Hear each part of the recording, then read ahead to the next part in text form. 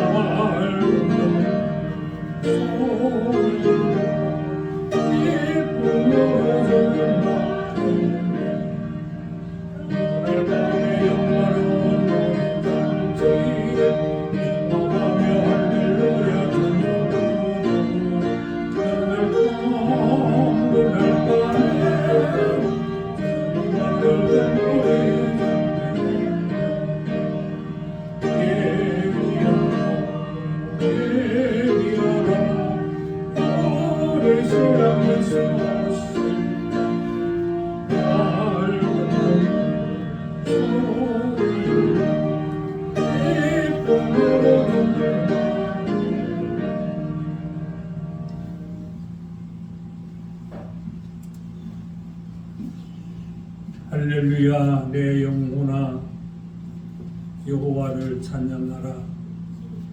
나의 생전에 여호와를 찬양하여 나의 평생에 내 하나님을 찬송하리로다. 죄인들을 의지하지 말며 도울 힘이 없는 인생도 의지하지 말지니 그의 호흡이 끊어지면 흙으로 돌아가서 그 날에 그의 생각이 소멸하리로다. 야곱의 하나님을 자기의 도움으로 삼으며 여호와 자기 하나님에게 자기의 소망을 두는 자는 복이 있도다.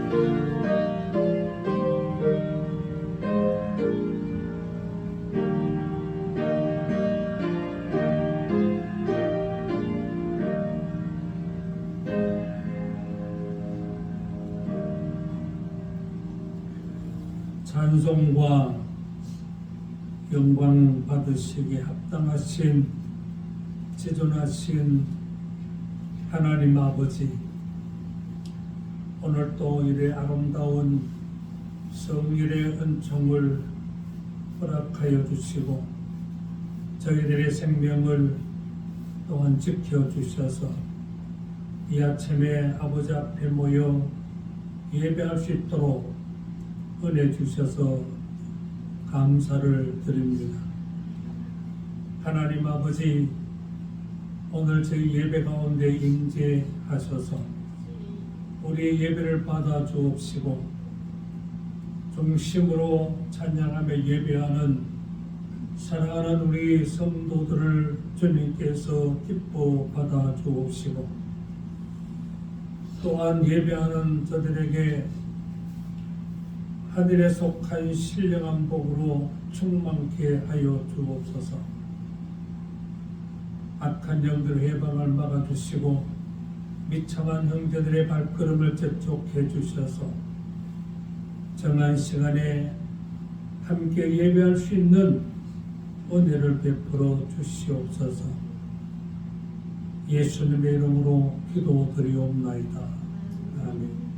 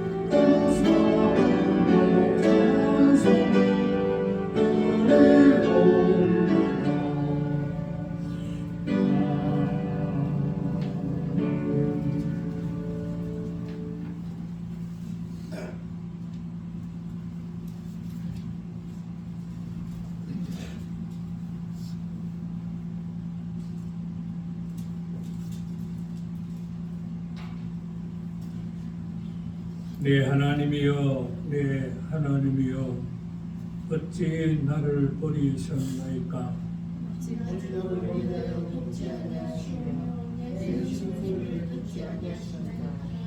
내 하나님이여, 내가 낮에도 부르짖고 밤에도 잠잠하지 아니하오나 응답하지 아니하시나이다.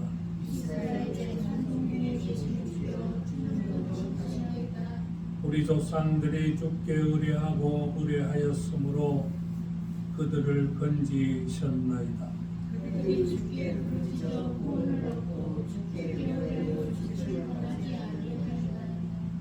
나를 멀리 하지 마옵소서. 반란이 가까우나 도울 자 없나이다. 내가 내 모든 뼈를 셀 수 있나이다. 그들이 나를 주목하여 보고 내 겉옷을 나누며 속옷을 제비 뽑나이다.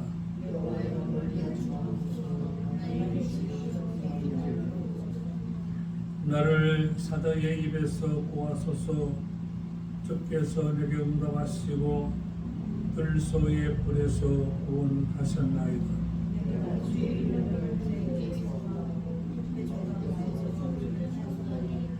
여호와를 두려워하는 너희여 그를 찬송할지어다.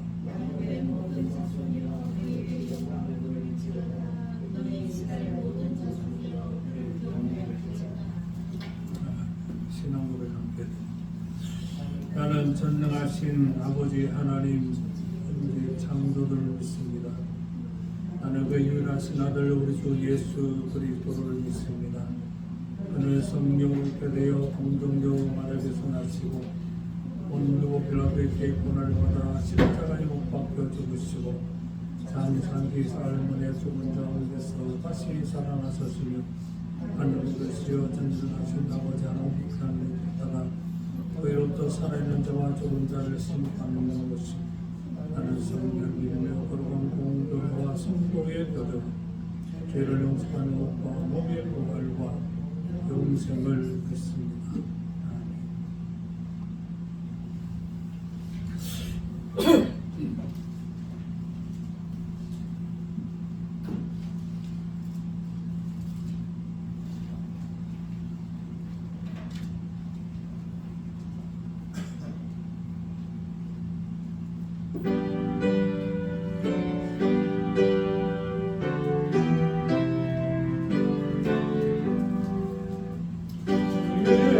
예수의 강림이 나타나 저 천국을 얻을 자의 대마다 주 성령도 너희를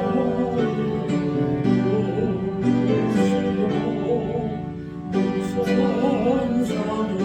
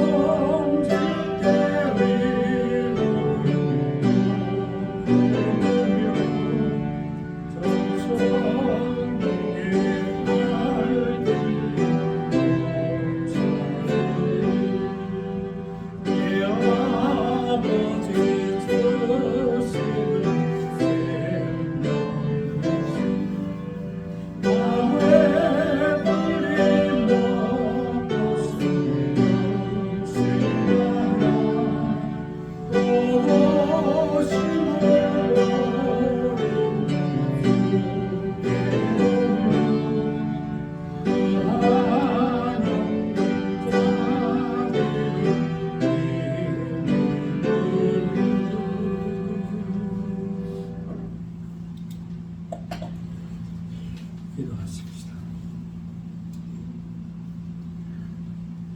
사랑하는 자녀된 성도들의 찬송과 예배를 기뻐 받으시는 우리 아버지 하나님, 우리는 하나님의 영광을 찬송하기 위해서 하나님 아버지께서 택하여 세우신 백성들임을 잊지 않게 하여 주시고, 이렇게 아버지 앞에 모여 예배 드릴 때나 또한 우리가 가정에서 혹은 직장에서 일상생활을 할 때에도 우리의 입술로 하나님 앞에 찬송을 부를 뿐만 아니라 우리의 마음의 생각과 말과 삶 전체가 하나님을 영롭게 하는 삶이 되도록 성령 하나님 저희들을 지키시고 돌보아 주시고 인도하여 주시기를 기도드립니다. 하나님 아버지, 우리가 하나님의 영광의 자녀로 불러 주셨지만 우리가 육신의 연약함에 빠져서 혹은 세상 것에 흔들려서 부끄럽게 살아온 흔적들도 있습니다. 아버지 앞에 예배드리기 전에 우리의 심령 속에 깨닫는 마음을 주시고 이 시간 아버지 앞에 낱낱이 고백하며 회개하게 하시고 오늘도 우리 주님의 십자가 보혈의 은혜를 덧입고 정결함을 얻어서 이 시간 하나님 앞에 드리는 저희의 몸과 마음이 아버지 보시기에 정결한 제물처럼 아름다운 모습으로 예배하는 저희들 되게 하여 주시옵소서. 하나님 아버지, 오늘 온갖 그릇된 세상 정신이 교회에 침투해서 우리의 신앙과 가치관과 또한 믿음의 소망을 변질시키고 있습니다. 하나님 아버지, 사랑하는 우리 형제들의 그 심령에 성령 하나님이 함께 하셔서 세상 정신이 회방하지 못하도록 오직 아버지 하나님의 말씀으로 무장해서 모든 악한 영들의 미혹을 물리치게 하시고 신실한 믿음에 굳게 서게 하여 주시옵소서. 하나님 아버지, 우리가 육신으로 세상을 살지만은 우리는 잠시 머물다 가는 나그네에 불과함을 잊지 않게 하여 주옵시고 우리가 육신의 죽음으로 모든 것이 끝나는 그런 인생관이 아니라 우리 아버지 하나님께서 예수 그리스도를 통해서 예배로우신 새하늘과 새 땅의 약속을 믿고 나아가는 거룩한 순례자임을 다시 한번 깊이 새기게 주셔서 오늘 또 순례자의 아버지 하나님 아름답고 신실한 삶을 이어가는 저희들 되게 하여 주시옵소서. 자비로우신 아버지 하나님, 사랑하는 우리 형제들 가정가정마다 주의 평안의 복을 더해 주시기를 기도드립니다. 특별히 교회 이름으로 오늘은 사순절 첫 번째 주일을 맞이했습니다. 우리 주님께서 하늘 영광 보좌를 내려놓으시고 이 땅에 사람의 모습으로 오셔서 십자가에서 우리의 죄와 허물을 대속하시며 희생하신 그 십자가의 의미를 깊이 새기며 우리가 예수님을 따라 신실한 믿음으로 살아갈 뿐만 아니라 사도 바울의 고백처럼 이제는 내 안에 그리스도께서 살아계신 즉 사나 죽으나 그리스도의 사람으로 살게 하여 주시옵소서. 오늘 함께하지 못한 지체들에게도 우리 주님께서 위로해 주시고 어느 처소인 이 시간 하나님 앞에 열린 심령으로 기도하게 하여 주시옵소서. 오늘도 부족한 종을 세우시고 특별히 예수님 재림의 신비라는 제목으로 말씀을 드리려고 합니다.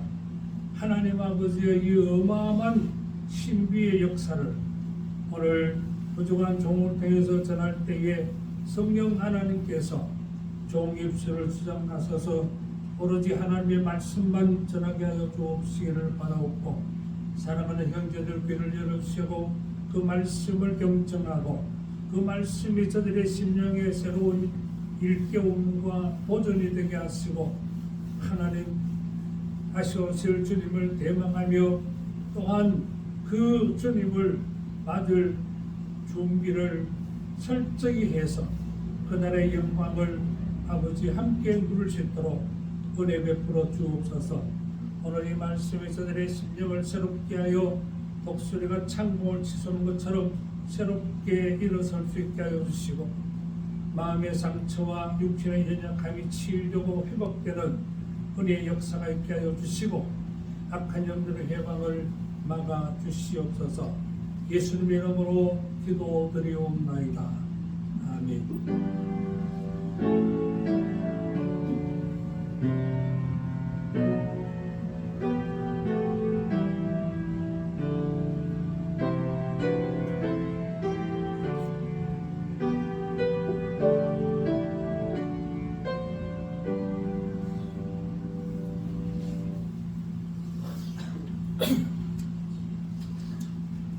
오늘 구약 성경은 다니엘서 7장입니다.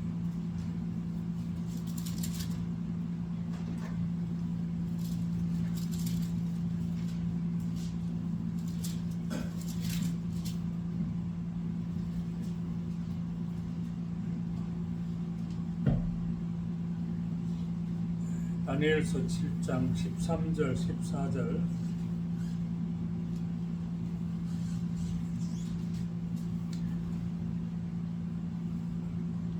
함께 읽겠습니다. 내가 또 밤 환상 중에 보니 인자 같은 이가 하늘 구름을 타고 와서 옛적부터 항상 계신 이에게 나와 그 앞으로 인도되며 그에게 권세와 영광과 나라를 주고 모든 백성과 나라들과 다른 언어를 말하는 모든 자들이 그를 섬기게 하였으니 그의 권세는 소멸되지 아니하는 영원한 권세요 그의 나라는 멸망하지 아니할 것이니라. 아멘.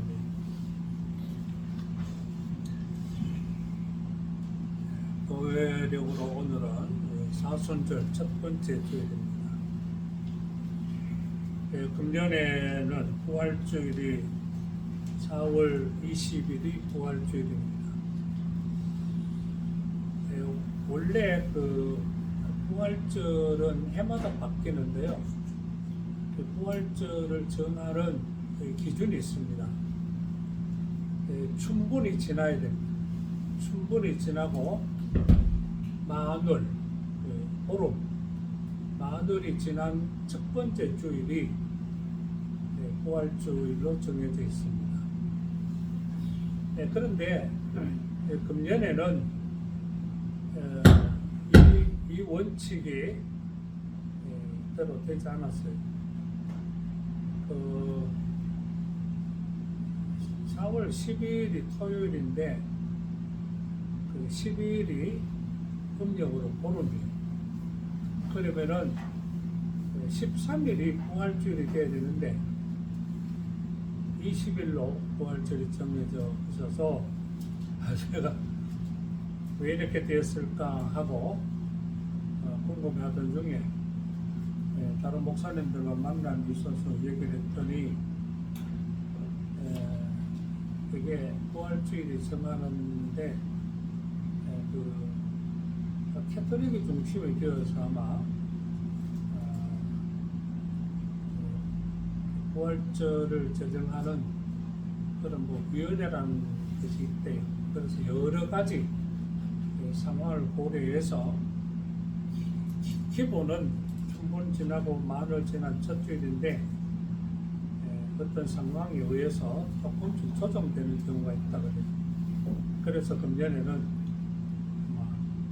4월 20일 되어 있는 것 같습니다. 그런데 인터넷을 열어보면은 꼭 어떤 분들이 그걸 그 원칙에 준해서 이제 얘기하면서 마치 4월 13일이 보름인 것처럼 그런 표현을 해놓은 것도 있습니다. 참고하시기 바라고 4월 20일을 부활절로 기준으로 해서 사순절을 정하는데요. 이 사순절은 평일만 40일, 평일. 그 40일 속에 주일이 6번 들어갑니다. 사순절 오늘 첫 주일. 금년에는 사순절이 지난 3월 5일, 3월 5일을 항상 수요일에 시작합니다.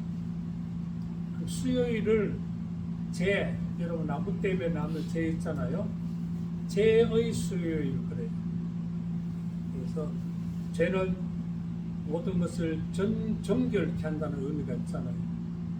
그래서 제의 수요일에서 사순절을 맞이하는 성도들의 마음의 자세가 십자가 예수를 바라보면서 자신의 허물과 죄를 회개하고 그렇게 정결한 심령으로 주님의 십자가를 바라보고 사순절을 시작하는 겁니다. 그리고 사순절의 마지막에는 바로 부활절이 보게 되어 있습니다. 네, 그렇게 참고하시고 이 사순절 기간을 잘 지내셔서 신앙의 성숙의 기회가 될 수 있기를 기원드립니다.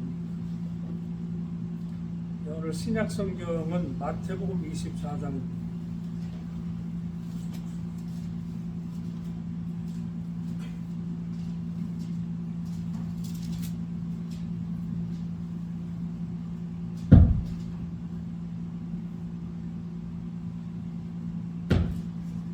마태복음 24장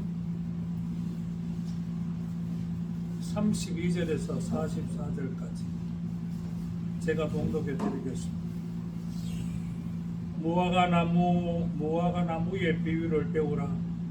그 가지가 연하여 지고 잎사귀를 내면 여름이 가까운 줄을 아나니 이와 같이 너희도 이 모든 일을 보거든 인자가 가까이 곧 문 앞에 이른 줄 알라. 내가 진실로 너희에게 말하노니 이 세대가 지나가기 전에 이 일이 다 일어나리라. 천지는 없어질지언정 내 말은 없어지지 아니하리라. 그러나 그 날과 그 때는 아무도 모르나니 하늘의 천사들도 아들도 모르고 오직 아버지만 아시느니라. 노아의 때와 같이 인자의 임함도 그러하리라. 홍수 전에 노아가 방주에 들어가던 날까지 사람들이 먹고 마시고 장가들고 시집가고 있으면서 홍수가 나서 그들을 다 멸하기까지 깨닫지 못하였으니 인자의 임함도 이와 같으리라. 그때에 두 사람이 밭에 있으면 한 사람은 데려가고 한 사람은 버려둠을 당할 것이요 두 여자가 맷돌질을 하고 있으면 한 사람은 데려가고 한 사람은 버려둠을 당할 것이니라.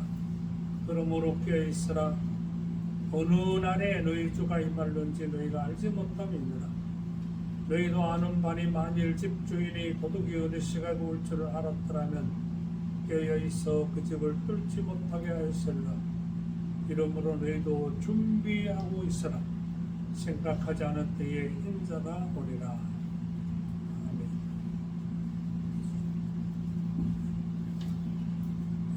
180장 찬송으로 찬양을 드렸습니다.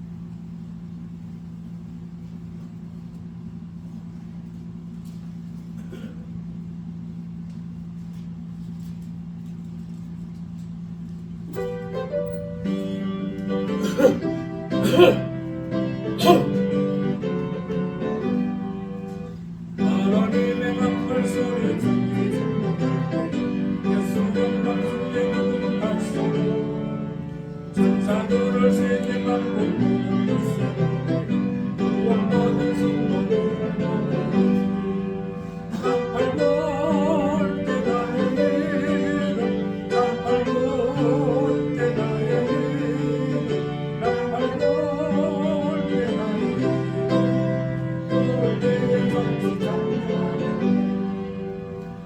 속에 잠자는 자를 내가시고 영광을 숨기고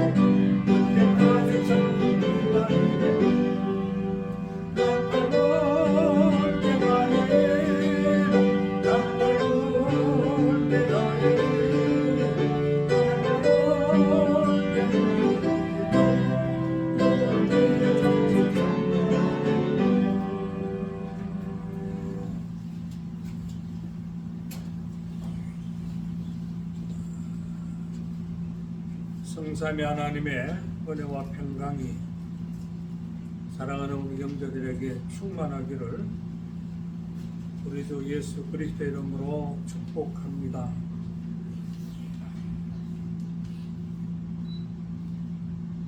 미국의 펜실베니아주 혼수 타운이라는 마을 위에 오래된 낡은 댐이 하나 있었다고 합니다. 어제부터 정부에서 파송한 전문가들이 안전진단 검사를 했는데 결론은 이 댐이 안전하지 못하고 혹 붕괴의 흔적이 있음을 발견하게 됩니다. 그래서 정부에서는 혼수타운에 거주하는 주민들에게 소속한 시일 내에 다른 안전한 곳으로 이주를 하라고 권고를 하게 됩니다. 그러나 주민들은 이주를 거절하고 그대로 그 터전에서 살고 있습니다. 다음 해에 또 안전점검을 하고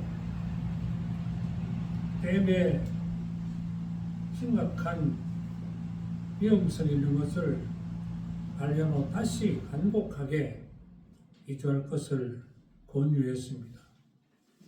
그래도 주민들이 전혀 이주할 생각을 갖지 않았습니다. 이 전문가들이 진단했기 때문에 정부 쪽에서는 이걸 심각하게 생각하고 반강제로 주민들을 안전한 곳으로 이주시킬 그런 대책을 세웠더니 주민들이 아예 이번에는 아예 시위를 데모를 하면서 정부 대책에 항거를 하기 시작합니다. 그 이유는 이렇게 댐이 지금까지 멀쩡했는데 뭐 그냥 갑자기 붕괴한다고 저렇게 강제로 우리를 이주시키려고 하느냐. 우리는 오랫동안 지켜온 이 삶의 터전을 버릴 수 없다. 그렇게 끝까지 이주를 거절하고 거기에 머물러 살게 되었답니다. 근데 그 정부에서 최후의 한 그 경고가 있은 지 한 2주쯤 지나서 갑자기 그 지역에 엄청난 폭우가 쏟아졌는데 결국 1889년 5월 31일 그 폭우를 견디게 못 댐이 붕괴되어 버린 겁니다. 결과는 그래도 정부의 그 권유를 받아들여서 이주한 사람이 다 몇십 명 있었는데 그 사람들만 생존했고 나머지 한 2,000여 명 되는 주민들이 댐이 무너져서 흘러내려는 그 물살에 휩쓸려서 죽고 말았다는 미국 역사상 가장 큰 재난으로 알려진 그런 사건이 1800년대에 있었다고 전해지고 있습니다. 전문가들의 경고에 스스로 귀를 막아버린 자들의 종말은 바로 파멸임을 알려주고 있습니다. 우리가 성경을 보면은 하나님께서도 인간들에게 많은 경고의 말씀들을 주셨습니다. 하나님의 경고의 말씀을 거절한 인간들의 종말이 어떻게 됐을까요?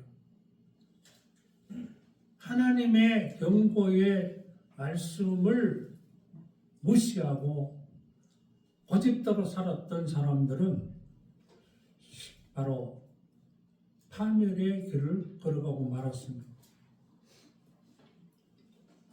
북이스라엘, 남쪽 유다, 그들이 잘못된 길을 걸어갈 때에 하나님께서 수많은 선지자들을 보내셔서 너희들 그 길로 가면은 내가 너희들을 파멸시킨다고.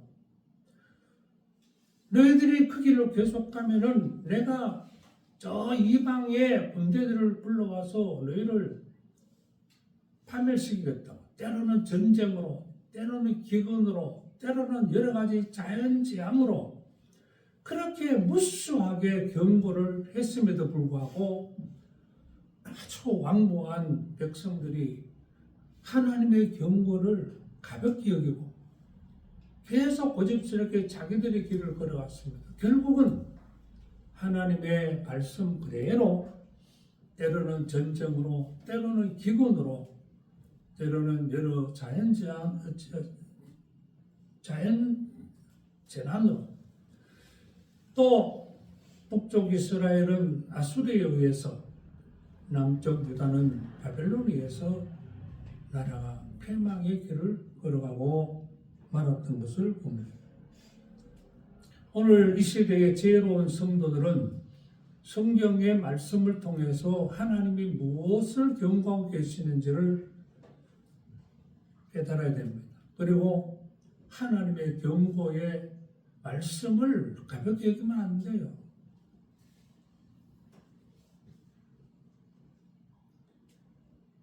이 마지막 시대에 우리가 들어야 될 가장 중요한 경고의 말씀은 바로 예수님의 재림에 대한 말씀이에요.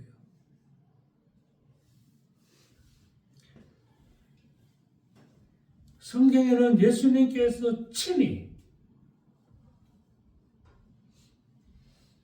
당신께서 아버지께로 갔다가 때가 되면 다시 세상에 오실 것을 말씀하셨고,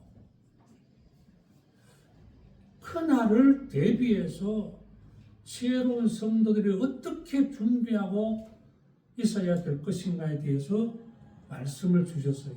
그 대표적인 말씀이 바로 마태복음 24장의 말씀입니다.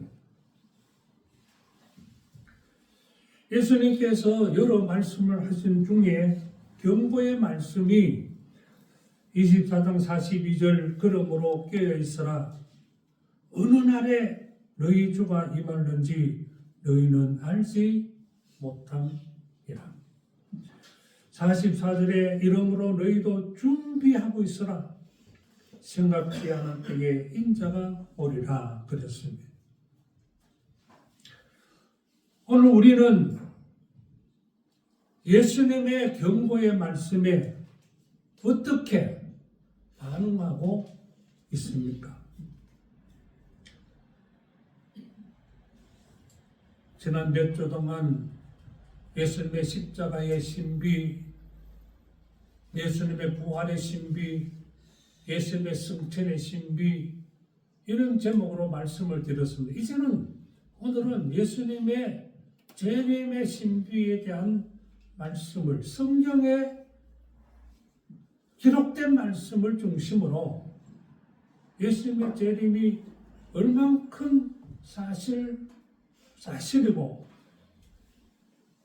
반드시 예수님의 재림이 있을 것이며 거기에 대한 주님의 경고와 더불어 오늘 우리가 어떻게 예수님의 재림을 맞을 준비를 해야 될 것인가를 성경에 기록된 말씀을 통해서 상고해 보려고 합니다. 정신 바짝 차리시고 깊이 새겨 들으시고 그 때를 준비하는 지혜로운 성도들이 되시기를 주님의 이름으로 축원합니다. 오늘 첫째로 생각할 것은 주님의 재림에 대한 예언입니다. 성경에 예수님의 재림에 관한 구절이 상당히 많이 있습니다. 그 어떤 분이 조사를 했더니만은 무려 318구절이 예수님의 재림과 관련되어 말씀을 하고 있다는 겁니다. 그 대표적인 말씀이 요한복음 14장 1절에서 3절입니다. 그 2절 하반절부터 3절까지 말씀이 이래요. 내가 너희를 위하여 거처를 예비하러 가노니 가서 너희를 위하여 거처를 예비하면 내가 다시 와서 너희를 내게로 영접하여 나 있는 곳에 너희도 있게 하리라. 예수님 직접 다시 오실 것을 이렇게 말씀하셨습니다.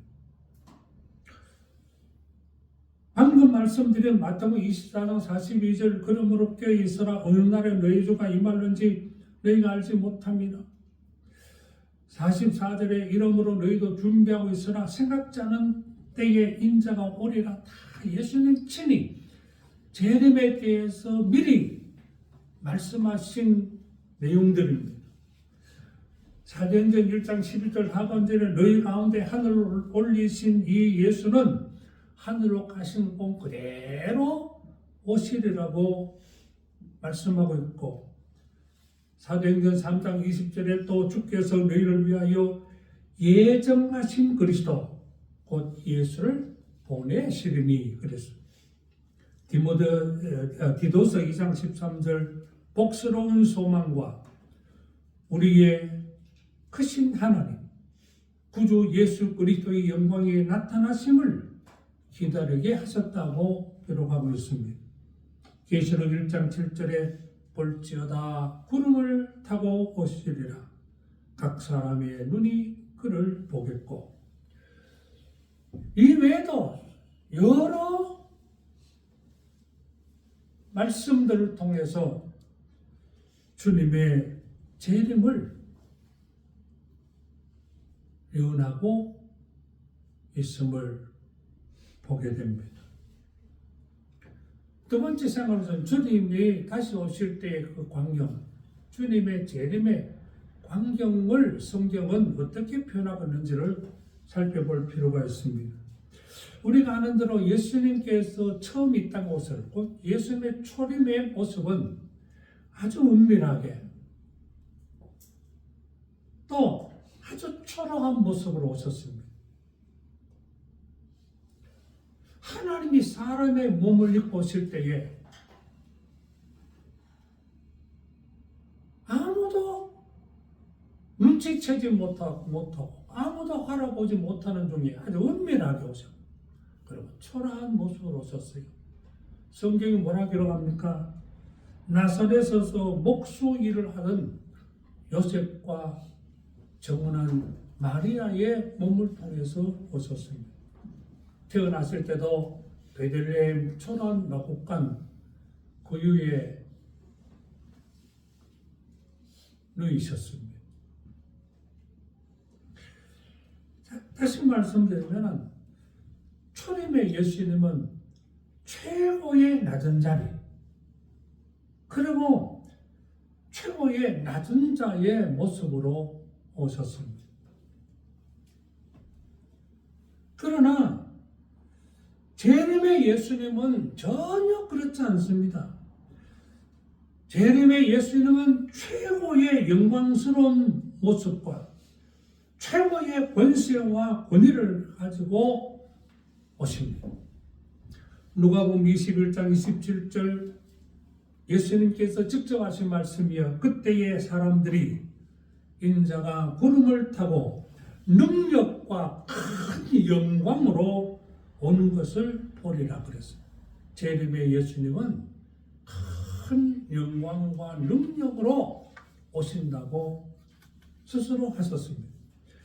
데살로니가전서 4장 16절에 주께서 호령과 천사장의 소리와 하나님의 나팔 소리로 친히 하늘로부터 강림하시리라고 말씀하고 있습니다. 예수님께서 재림 오실 때에 이 하늘에 호령과 천사장의 소리와 하나님의 나팔 소리가 웅장하게 울려 퍼지는 중에 그 영광 중에 재림이 오실 것을 말씀하고 있습니다. 여기 세 가지 소리가 있습니다. 첫째는 호령입니다. 아마도 예수님이 재림하실 때에 천군 사령관의 호령을 대동하고 오신다는 겁니다. 여러분, 옛날에 우리가 사극 같은 거 보면은 임금이나 높은 사람들이 행차할 때에 임금이 가마에 타고 이제 가마꾼이 메고 오는데 앞에서 길을 열어가는 사람 있잖아요. 쉿 물러가라 임금님 행차시다 하고 외치잖아요.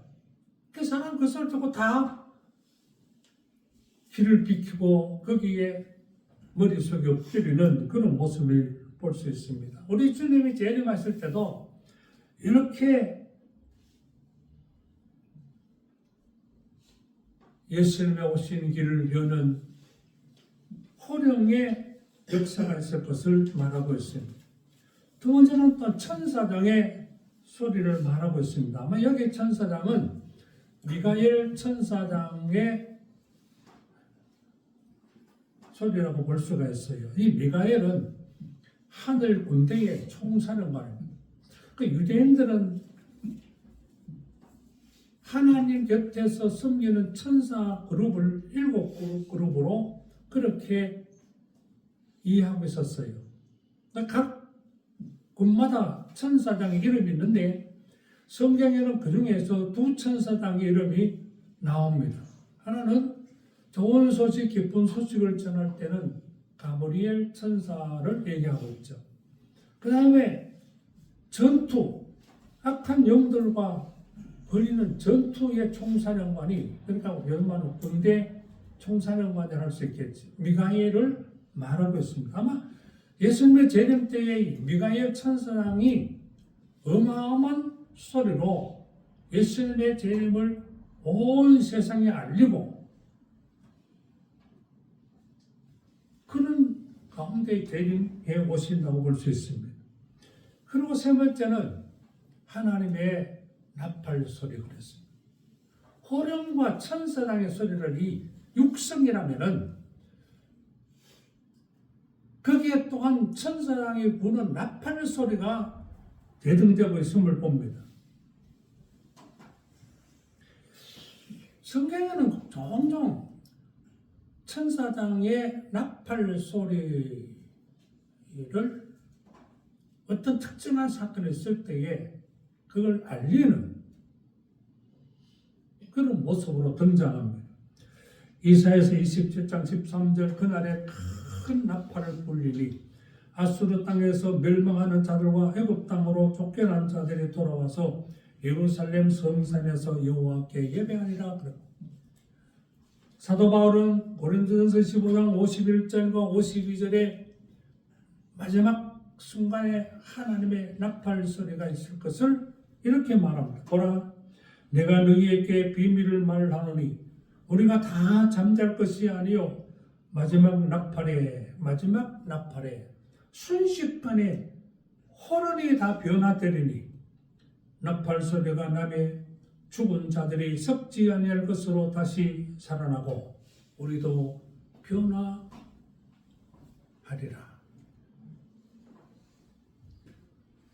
하나님의 나팔 소리는 잠자는 심령들을 일깨우는 그런 의미로도 이해할 수가 있습니다. 여하튼 재림하실 때의 주님의 모습은 초면과는 상상도 못할 만큼 영광과 능력과 권세와 권위를 가지고 오실 것을 말씀하고 있습니다. 세 번째 묵상할 것은 예수님의 재림의 목적이 뭐냐는 것. 예수님께서 다시 오실 때 무엇을 하시려고 오시냐? 두 가지가 있습니다. 하나는 사탄과 그의 추종자들을 심판하시기 위해서 오십니다. 요한계시록 20장 2절 3절에 용을 잡으니 곧 옛뱀이요 마귀요 사탄이라 잡아서 천년 동안 결박하여 무저경에 넣어 잠그고 그랬습니다. 계시록 20장 10절에 또 그들을 미혹하는 마귀가 불과 유황 곳에 던져지니 거기는 그 짐승과 거짓 선지자도 있어 세세토록 밤낮 괴로움을 받으리라. 예수님의 재림은 바로 사탄과 그의 졸개들을 전부 다 감금해서 불못에 우리가 흔히 말하는 지옥에 영원토록 감금시켜버리는 바로 그 심판을 위해서 오십니다. 사탄과 그의 졸개들만 심판하는 것이 아니라 하나님을 등지고 사탄의 뜻을 쫓아 살았던 수많은 불신자들, 그들도 하나님이, 예수님이 심판하셔서 그들도 바로 그 사탄의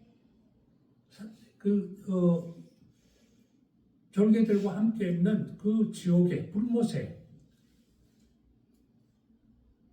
넣어버린다고 성경은 분명히 말씀하고 있습니다.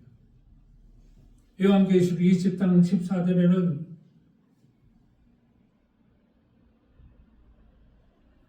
이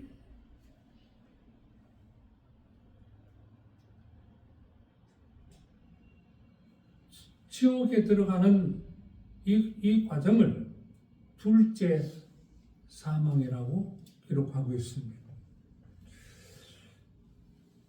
요한계시록 20장 15절에는 분명히 이렇게 말하고 있어요. 누구든지 생명책에 기록되지 못한 자는 불못에 던져지리라 그랬습니다.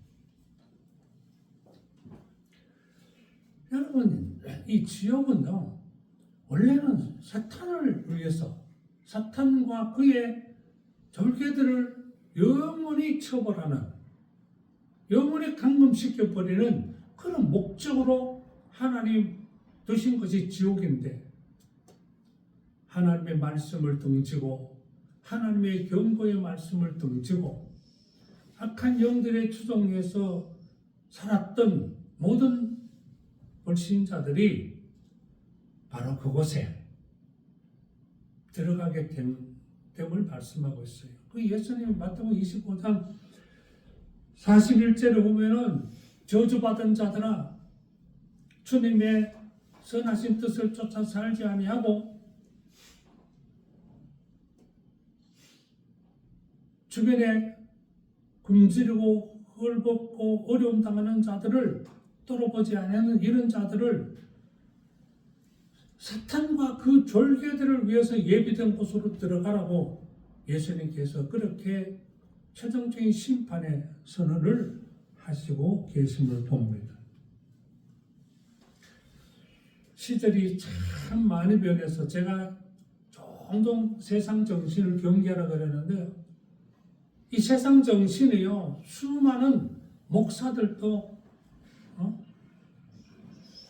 아예 변질시켜버리고, 지금요, 수많은 목사들이요, 이 지옥을 부정하는 지옥.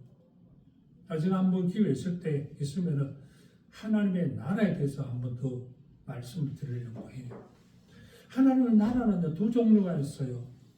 통치적 개념에서 말하는 하나님 나라, 장소적 개념에서 말하는 하나님 나라가 있어요.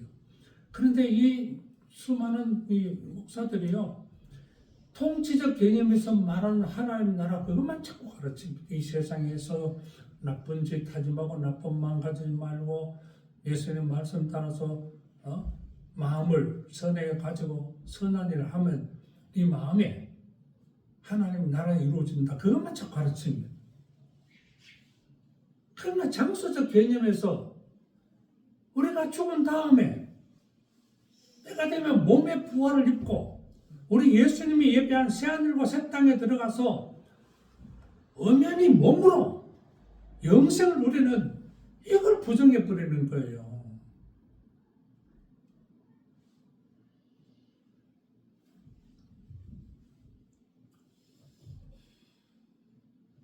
우리는 이런 그릇된 가르침에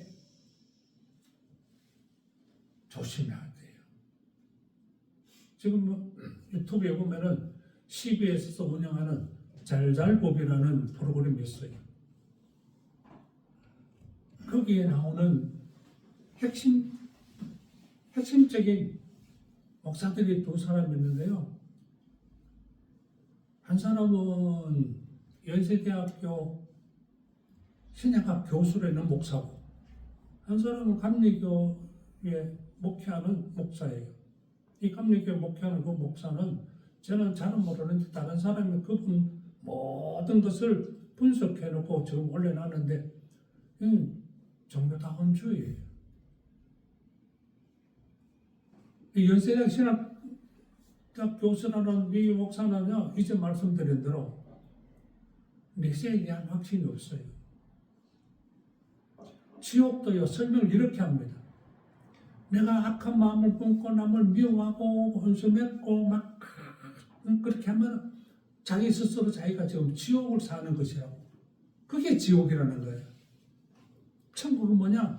내 마음에 악한 마음을 없애고 선한 마음을 가지고 선한 생각 가지고 하면 내 마음 평안이 있고 행복이 되고 그게 천국이래요.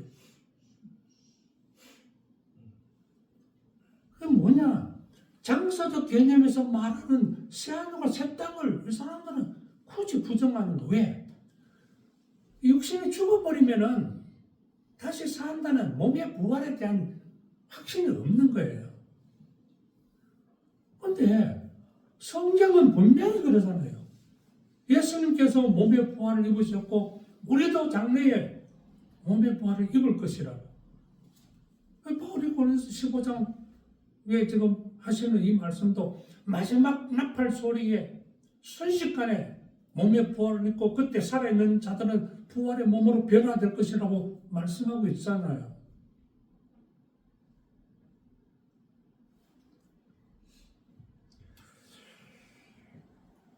그래서 우리 주님은 재림하셔서 첫째는 사탄과 그의 무리들을 심판하시고 두 번째 오신 목적은요, 신실한 주님의 백성들을 영접하기 위해서 오십니다. 요한복음 14장에 말씀드린 대로 내가 가서 거처를 예비하면 너희를 위해서 거처를 예비하면 내가 다시 와서 내가 너희를 영접하여 너희로 하여금 나 있는 곳에 너희도 있게 하리. 그 거처 새하늘과 새 땅에 거기에 믿는 성도들을 영접해서 그냥 데려가는 것에서 영접해서 거기에서 함께 살기 위해서 다시 오신다는 거잖아요. 그런데 성경에는 그때 다시 오실 재림의 예수님과 몸의 부활을 입은 성도들의 만남을 어린 양의 혼인 잔치로 비유하고 있습니다. 성경을 보면요, 구약 성경에는 하나님과 선민 이스라엘 관계를 하나님은 남편이고 이스라엘은 아내, 부부의 관계로 그려놓고 있어요. 신약에 들어오면은 예수님을 신랑으로, 교회, 신실한 믿음의 성도를 신부로, 그 예수님과 교회를 신랑과 신부의 관계로 그렇게 그려놓고 있어요. 그리고 드디어 완전히 만나서 결혼해서 새 삶을 시작하는 때가 언제냐? 재림의 때라고. 그걸 위해서 예수님께서 다시 오신다고 말씀하고 계십니다. 요한계시록 19장 7절에서 9절까지는 어린 양의 혼인 잔치에 대해서 그려놓고 있습니다. 그리고 이 잔치에 청함받은 자들은 복이 있다고 기록하고 있습니다. 예수님의 재림이 성경에서 이렇게 명확하게 말씀하고 있다면 이제 우리는 어떻게 해야 되겠습니까? 오늘 네 번째는 주님의 재림을 맞을 준비를 해야 되는 거예요. 오늘 많은 그리스도인들이요, 주님의 재림에 대해서 무관심해요. 무관심하니까 아무런 준비를 하지 않고 살아가요. 성경은 그래서 재림을 맞을 준비를 하지 못한 자들에 대한 경고의 말씀을 예수님께서 얼마나 많은 이야기를 통해서 주셨는지 몰라요.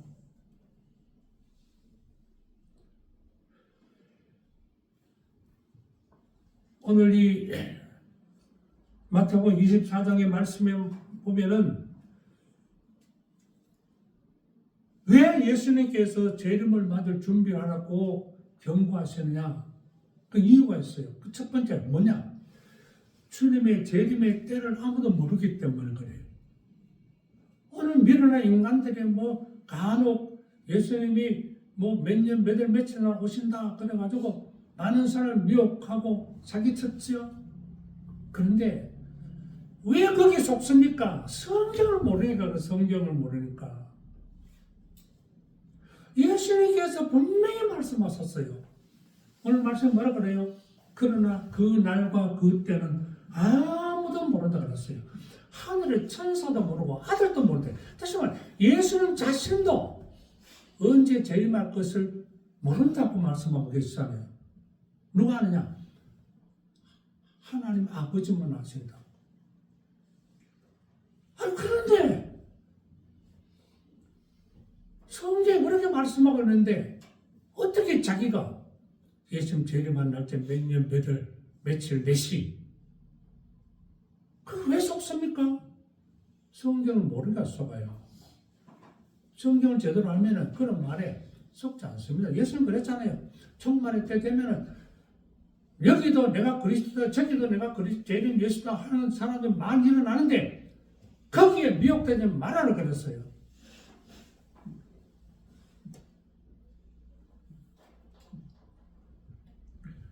우리는 예수님의 재림의 때를 모릅니다. 모르지만 한 가지 분명한 것은요.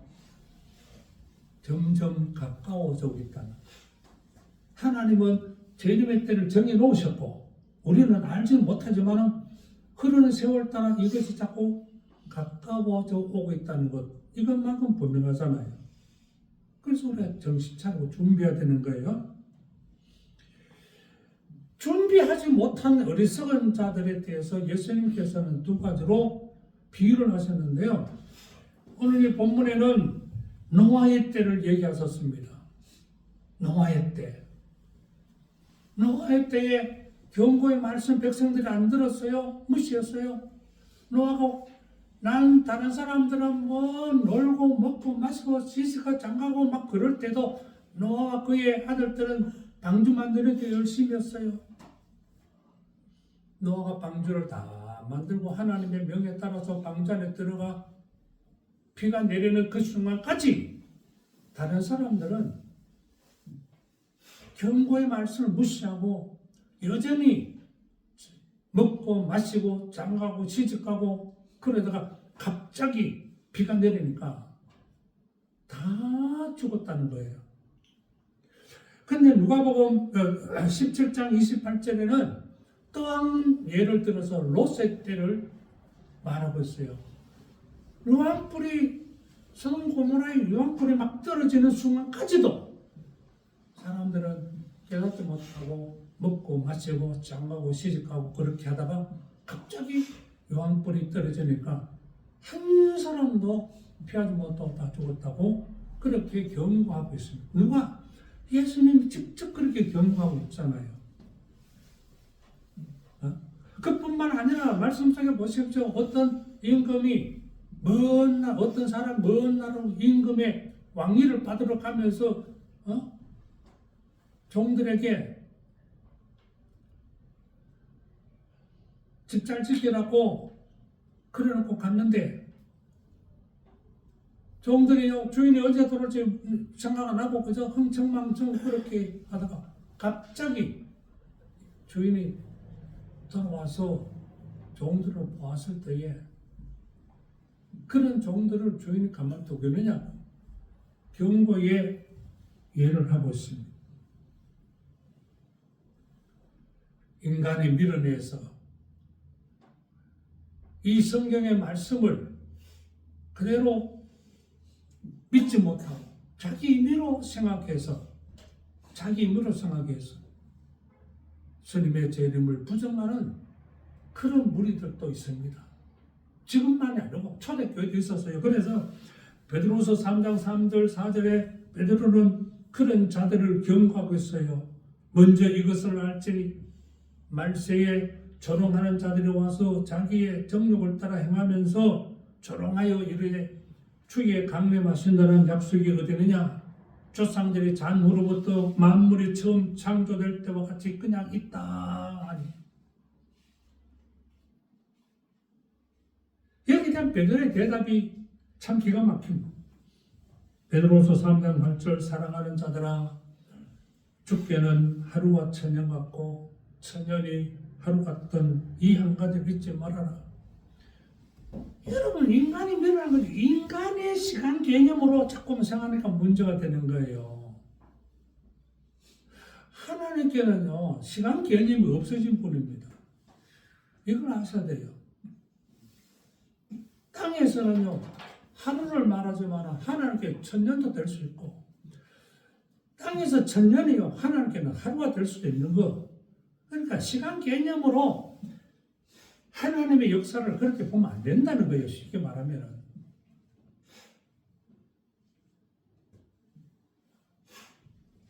오늘 우리는 이 사실을 알아야 돼요. 예비치 못한 날 갑자기 임하시면 예비하지 못한 자들은 어리석은 다섯 처녀처럼 그냥 실패하고 바깥에 어두운 데 쫓겨나서 슬피 울며 일을 가는 그런 처지가 되고 맙니다. 예수님이 경고하셨잖아요. 여러분 아니 예수님 재림만 그렇습니까? 인생의 죽음도 마찬가지잖아요. 내게 내 죽음도 사실 모르는 거예요.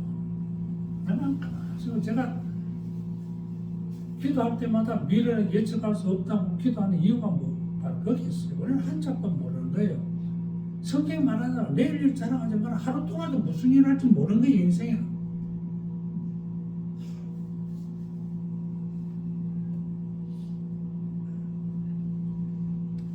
그래서 예수님께서 뭐라고 사랑하는 제자들에게 말씀하십니까? 그러므로 깨어 근신하며 준비하고 있으라는 거예요.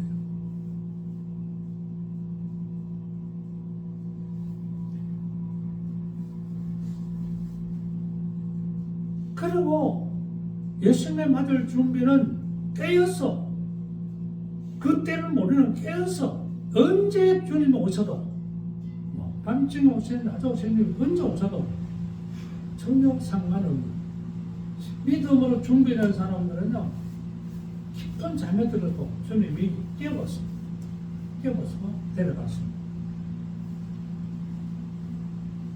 다음 주일에 그 부분에 대해서 좀 더 말씀을 드리겠어요. 그 다음에 우리가 예수님을 재림을 맞을 준비를 어떻게 되느냐? 신부의 정절을 지켜야 돼요. 신부의 정절을 갖고 줄 알아야 돼요. 계시록 19장 7절 8절에 어린 양의 혼인 기약이 이르겠고 그의 아내가 자신을 준비하였으므로 그에게 빛나고 깨끗한 세마포 옷을 입도록 허락하셨으니 이 세마포 옷은 성도의 옳은 행실이라. 그의 아내가 자신을 준비하였으므로 빛나고 깨끗한 세마포를 입도록 허락했는데 그 세마포이 뭐냐? 옳은 행실. 그러니까 그리스도의 신부로서의 하나님 보시기에 옳은 삶을 살아야 그게 진정한 준비라는 겁니다. 신랑을 보시는 우리 주님 보시기에 옳은 행실 그게 어디 있습니까? 성경에 많이 기록됐어요. 여러분 그 중에 한 군데만 같이 읽고 마치겠습니다. 로마서 13장 로마서 13장 한번 보십시오. 11절 그 위에 말씀도 읽어도 좋겠는데 시간이 없으니까 로마서 13장 11절에서 14절 또한 너희가 이 시기를 알거니와 자다가 깰 때가 벌써 되었으니 이는 이제 우리의 구원이 처음 믿을 때보다 가까웠습니다. 밤이 깊고 낮이 가까웠으니 그러므로 우리가 어둠의 일을 벗고 빛에 가고서 자 낮에 같이 단정히 행하고 방탕하고 술 취하지 말며 음란하고 호색하지 말며 다투거나 시기하지 말고 오직 주 예수 그리스도 옷 입고 정욕을 위하여 육신의 일을 도모하지 말라. 많은 성도들의 그 옳은 행실에 대한 가르침 속에 만물의 마지막에 가까웠다고 분명한 이 말씀 참고하셨으면 좋겠습니다. 여러분, 우리의 믿음을 변질시키는 세상 정신을 경계해야 됩니다. 말씀 안에서 끝까지 신실한 믿음으로 살아가야 옳습니다. 예수 그리스도의 재림에 대한 확고한 믿음을 가지시기를 바랍니다. 어떤 사람이 그래 이렇게 됐어요. 현대 교인들 이렇게 생각합니다. 예수님 오시되 한 가지 조건이 있습니다. 오시기는 오시되 조금 더 계시다고 오십시오. 왜? 이 좋은 세상에 뼈 빠지게 돈 벌어놨는데 이 돈 쓰고 좀 즐기고 그럼 나한테 오십시오. 그 현대 그리스도에 있는 그 정신이 그런 상태라는 거예요. 여러분 안 그렇습니까? 근데 여러분 이거 아셔야 됩니다. 이 세상이 아무리 좋고 우리가 누릴 수 있는 것이 아무리 화려해도요 새하늘과 새 땅과 비교가 되겠어요. 어리석은 자들이 그런 거예요. 여러분 제가 어릴 때 많은 아이들이 그 서로 그 놀이를 하며 지내는데요. 땅 따먹기 놀이가 있었어요. 땅 따먹기 놀이. 넓은 마당 운동장이나 넓은 공간에 이렇게 금을 꺼놓고 벽뚜껑에 흙내가 똑똑해 가지고 땅 따먹기 하잖아요. 땅 따먹기 하다가 뭐 뺨새 가면서 막 서로 싸우고 막 그래 하다가 저녁때가 돼가지고 엄마가 집주마다 엄마가 그러면 아무야 와서 저녁 먹어라 그럼 그렇게 막 아버지하고 싸우고 물을 뜯고 하던 거 그거 누가 밀어줍니까? 발로가 싹 다 베어버리고 다 집으로 가버렸지. 이거 하셔야 돼요. 우리 주님 천사장의 호령 소리로 외치면요 세상까지 거 내가 막 뼈 빠지게 그냥 모아놓은 재산 그렇게 뼈 빠지게 모아놓은 명품 그게 뭐가 가치가 있어요. 그 시작보다 더 버려보고 가는 게 인생이에요. 그게 성도들이에요. 여러분 땅의 것에 밀어내면 안 돼요. 제가 맨날 기도할 때에 육신의 욕심과 땅의 것에 집착하지 않게 해달라고 기도하는 이유가 거기에 있는 거예요. 우리는 오늘 주 안에서 하나님의 자녀로 자긍심을 가지고 주신 분복에 만족하고 우리는 이 땅에 아닌 새하늘과 새 땅의 소망을 붙들고 찬송하며 감사하고 찬송하면서 믿음으로 사는 거예요. 그게 하나님 주신 진정한 복이고 우리가 가져야 할 재림 신앙이에요. 여러분 요한계시록 마지막은요 아멘 주 예수여 오시옵소서. 그게 라틴어로 마라나타예요. 마라나타. 초대교회 교인들이냐 그 수많은 박해 속에서 서로 만나면 인사할 때 마라나타 아멘 주 예수여 오시옵소서. 재림의 소망으로 그 모든 고난과 환난과 핍박을 이기고 승리의 삶을 살았습니다. 우리도 이 시대에 아멘 주 예수여 오시옵소서 마라나타 신앙으로 세상을 이기며 살아갈 수 있어야 됩니다. 함께 따라서 마라나타 마라나타 신앙으로 정말 승리하시고 남은 생 땅에서도 정말 만족하고 복스러운 삶을 살아가시기를 주님 이름으로 축복합니다. 다비로우신 아버지 하나님, 오늘은 우리 주님의 재림의 신비에 대해서 말씀을 나눴습니다. 그 어마어마한 재림의 사건을 그 짧은 시간에 몇 마디 말씀으로 다 어찌 헤아릴 수 있겠습니까? 바라기는 우리 사랑하는 형제들 심령 속에 예수님의 재림의 확실성과 그 재림에 대한 주님의 경고의 말씀 또한 그날의 그 영화로운 만남을 생각하면서 그리스도의 신부의 정죄를 지키고 옳은 행실로 준비하는, 주님 맞을 준비하는 우리 형제들 되게 하여 주옵시고, 저들의 삶의 행로에 성령 하나님께서 도우시기 인도하셔서 승리하는 복스러운 삶을 살게 하옵소서. 예수님의 이름으로 기도드리옵나이다. 아멘.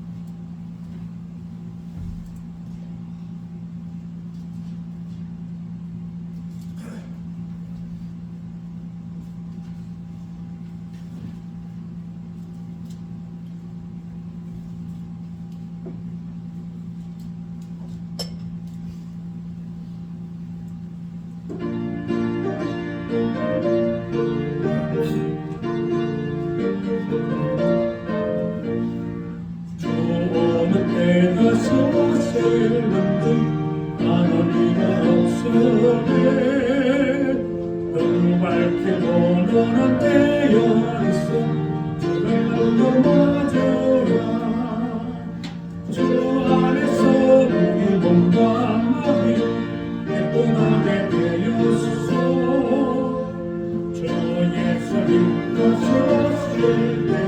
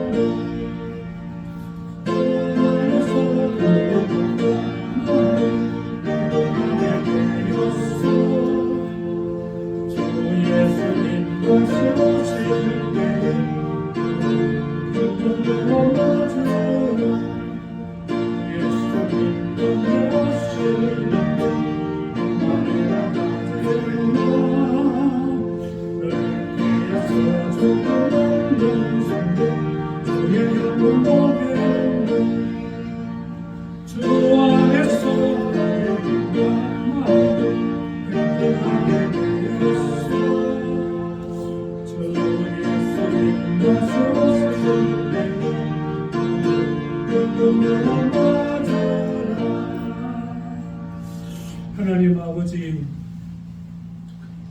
찬송만 부르고 잊어버리지 말게 하시고 참으로 주 안에서 우리의 몸과 마음을 깨끗하게 해서 주님 오실 때에 기쁨으로 맞이하는 우리 형제들 되게 하여 주시옵소서. 이렇게 아버지 앞에 11제물 감사의 예물 또한 주일 예물 함께 올립니다. 이 예물 기뻐 받아주시고 예물 속에 담겨있는 우리 형제들의 중심을 연락하여 주셔서 끝이 세상 살아갈 때에 육신의 소욕과 땅의 것에 유혹받아 넘어지는 자들 한 사람도 없게 하시고 모두 이제 주신 말씀처럼 새하늘과 새 땅을 사모하며 우리를 영접하러 하여 그 나라 데려가시기 위해서 오시는 신랑 주님의 오심을 대망하면서 신실한 믿음으로 살아가는 우리 형제들 되게 하여 주시옵소서. 가정의 평강을 주시고 육신의 건강을 주시고 하는 모든 생업의 복을 주셔서 물질 때문에 시험받지 않게 하시고 물질 때문에 부끄러운 자리에 빠지지 않게 하시고 항상 풍족한 은혜 속에 하나님께 영광 돌리며 선한 일에 힘쓰며 하나님 기뻐하는 삶을 이루어가는 우리 형제들 되게 하여 주시옵소서.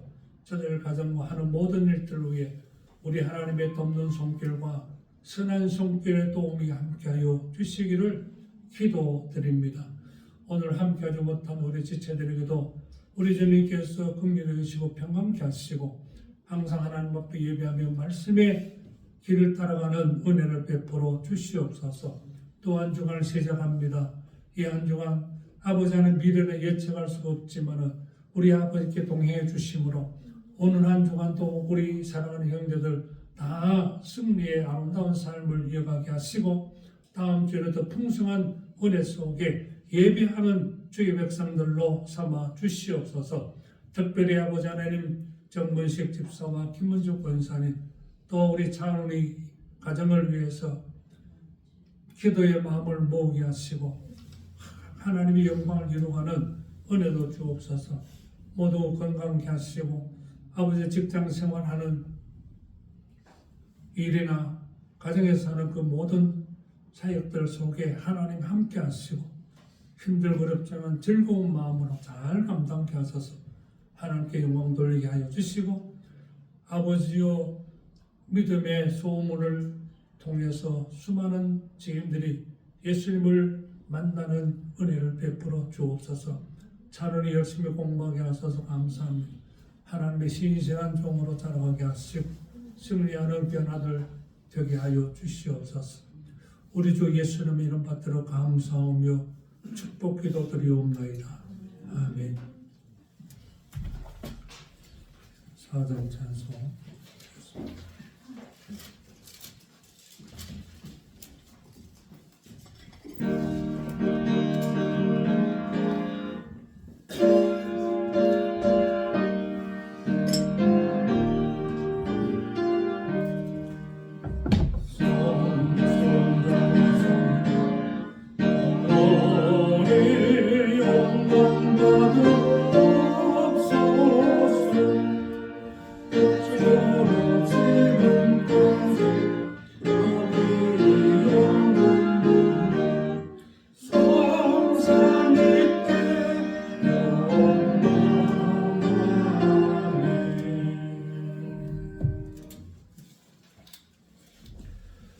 이제는 구주 예수 그리스도의 십자가 대속의 은혜와 우리 아버지 하나님의 만극하신 사랑과 성령 하나님의 도우시고 인도하시고 교통 충만케 하시며 은사가 오늘 또 아버지 앞에 예배드리며 우리를 영접하러 다시 오실 주님의 재림을 대망하면서 세상 정신을 경계하고 신실한 믿음으로 승리의 삶을 이루갈 것을 새롭게 다짐하시는 사랑하는 우리 형제들의 그 심령과 저들의 가정과 하시는 모든 일들과 우리 교회 위에 이제부터 영원까지 함께 하시기를 간절히 축원하옵나이다.